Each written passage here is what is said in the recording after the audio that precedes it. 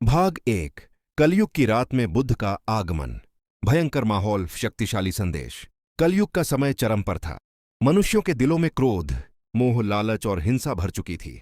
गांव में रात को झगड़े, चिल्लाहट और चीखें सुनाई देती थीं। कोई किसी की इज्जत नहीं करता था। हर घर में तनाव था, हर चेहरे पर अंधेरा। उसी गांव के किनारे एक पुराना, टूटा हुआ विहार था, जहां कभी भिक्षु रहते थे। अब वहां कोई नहीं जाता था। एक रात, घोर अंधेरा, हवा बिल्कुल शांत, ऐसा लगता जैसे दुनिया का अंत पास हो। तभी अचानक उस टूटे विहार से एक हल्की सी रोशनी निकली, इतनी शांत, इतनी दिव्य कि पूरा जंगल जैसे ठहर गया हो। गांव के दो दोस्त अंकित और दीपू उस रोशनी की ओर बढ़े। जैसे जैसे वे पास पहुंचे, उनके कदम भारी होने लगे, मानो कोई अदृश्य शक्ति उन्हें रोक रही हो। और फिर विहार के अंदर एक चमकदार आकृति दिखाई दी।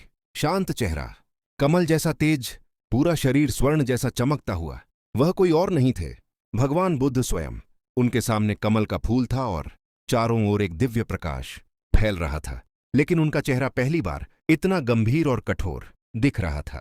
अंकित ने कांपते हुए पूछा, भगवान, क्या कलयुग का अंत आने वाला है?